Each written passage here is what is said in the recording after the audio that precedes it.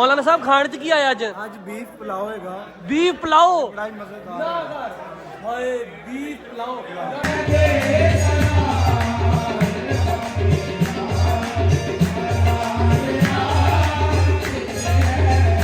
यार पठा चढ़ गया पठा चढ़ गया पठा चढ़ गया है दो चल पठा चढ़ गया। अस्सलाम वालेकुम मेरे सज्जनों तो मित्रों की हाल ਤੁਹਾਡਾ मैं ਤੁਹਾਡਾ ਆਪਣਾ ਯਾਰ ਬੇਲੀ ਸੱਜਣ ਮੁਅੱਜ਼ਮ ਜੱਟ ਤੇ ਸੱਜਣੋ ਆਫਿਸ ਦੇ ਵਿੱਚ ਪਹੁੰਚੇ ਔਰ ਆਫਿਸ ਦੇ ਵਿੱਚ ਪਹੁੰਚ ਕੇ ਇਹ ਜਿਹੜਾ ਨਾ ਇਹ ਹਮੇਸ਼ਾ ਖਜੂਰਾ ਚੋਰੀ ਕਰਦਾ ਵਾ ਇਹ ਬੰਦਾ ਠੀਕ ਆ ਇਹ ਖਜੂਰਾ ਚੋਰੀ ਕਰਕੇ ਸਾਨੂੰ ਨਹੀਂ ਦਿੰਦਾ ਹੈਗਾ ਬਹਰ ਆਫਿਸ 'ਚ ਪਹੁੰਚੇ ਆ ਆਫਿਸ ਪਹੁੰਚ ਕੇ ਇਹ ਬੰਦੇ ਮੇਰੇ ਦੋਸਤ ਬੈਠੇ ਹੋਏ ਜਿਹੜੇ ਤੁਸੀਂ ਅਕਸਰ ਵੇਖੇ ਹੋਣੇ ਟੀਵੀ ਤੇ ਬੜੇ ਮਸ਼ਹੂਰ ਹੈਗੇ ਆ ਇਹ ਇਮਰਾਨ ਸਾਹਿਬ ਕੀ ਹਾਲ ਚਾਲ ਤੁਹਾਡਾ ਇਹ ਬਹੁਤ ਟੀਵੀ ਤੇ ਮਸ਼ਹੂਰ ਹੈਗੇ ਭਾਜੀ ਇਹਨਾਂ ਦੇ ਬੜੇ ਵਾਇਰਲ ਹੋਏ ਪਏ ਆ ਵੈਰ ਸਾਹਿਬ ਕੀ ਹਾਲ ਚਾਲ ਠੀਕ ਠਾਕ ਹੋ ਬੜੇ ਢਿੱਲੇ ਜੀ ਕੀ ਗੱਲ ਖਹਿ ਰਿਹਾ ਜੀ रोजा लग गया भाजी नाल अगे बड़े शरीफ बंदे बैठे ने भाजी की हाल चाल ठीक हो बाकी ऑफिस च पहुंचे जनाब ऑफिस च पहुंच के इंजॉय करते हैं बाकी दो जने इधर भी बैठे बड़े गुस्से नाल वेखदे पे हाँ जी भाई जी भाई कैसे हाँ जी दसो जुम्मा पढ़ गए जुम्मा पढ़ा है भाई जुम्मा पढ़ा तुसी पढ़े जी हाँ जी जुम्मा पढ़ के हाँ जी जुम्मा पढ़े सारे असं जुम्मा पढ़े भाजी जुम्मा पढ़ के इधर भी 3-4 बंदे बैठे मेरे आवाजा मारते मेरा लाज हाँ जी हाँ जी हाँ जी हाँ जी दसो दसो दसो भाई जी की हाल ने ठीक है तुसी सुनाओ किथे हो किदां जितरो मित्रो किथे जे की जितरो मित्रो किथे यार की होया सट लगी ਤੁਹਾਡੇ नहीं सट लगी मेरे ने कमर कर दो ए भाई वेला बैठ भाई जान की होया कुछ नहीं मोबाइल देख रहे हाँ जी रोजा ला रहे थे ड्रामा देख और रोजा किथे लगदा ਹੁੰਦਾ ਬਾਕੀ ਜਨਾਬ ਕੀ ਆਫਿਸ ਚ ਪਹੁੰਚੇ ਆ ਔਰ ਇੱਥੇ ਅੱਜ ਸਾਰਾ ਦਿਨ ਆਪਾਂ ਇੰਜੋਏ ਕਰਾਂਗੇ ਘੁੰਮਾ ਫਿਰਾਂਗੇ ਦੇਖੀਏ ਕੀ ਕਰਦੇ ਆ ਤੁਸੀਂ ਮੇਰੇ ਨਾਲ ਮੈਂ ਤੁਹਾਡੇ ਨਾਲ ਆਓ ਫਿਰ ਆਪਾਂ ਚੱਲਦੇ ਨਾਲ ਸਟੂਡੀਓ ਵਿੱਚ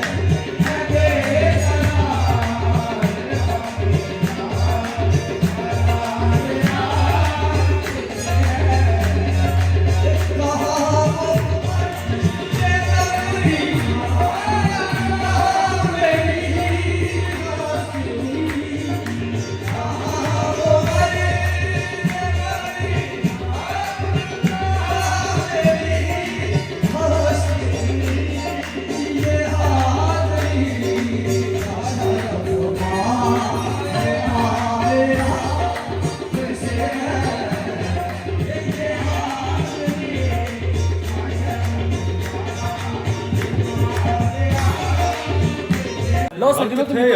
सवर ने भी काला सूट पाया तो मैं भी काला सूट पाया ओए होए काले भी काला करके फिर सूट काले भी काला इधर चेक कर ए भाई ने भी काला सूट पाया भाई सारे ने काले सूट पाया की गल खैर है ते काले काले सूट पाए यार महज इत्तेफाक ही अफ्तारी ਦਾ ਟਾਈਮ ਹੋ ਗਿਆ आज फिर चलिए अफ्तारी ਤੇ सज्जनों मित्रों अफ्तारी ਦਾ ਟਾਈਮ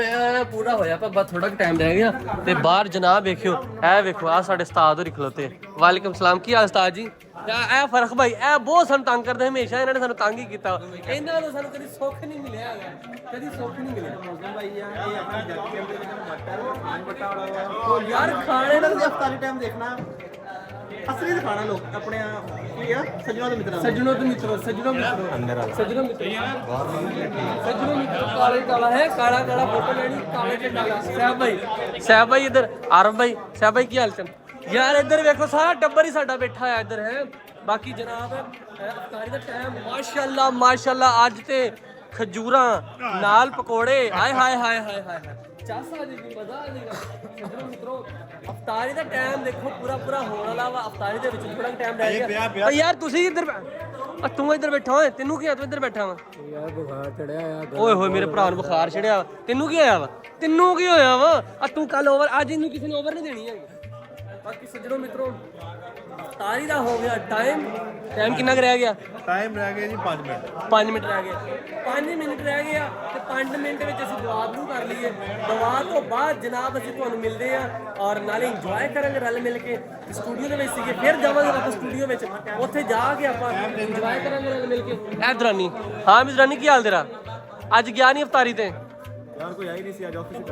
ਅੱਜ ਸੁੱਕੇ ਤੇ ਮਿਲ ਮਾਈ ਆ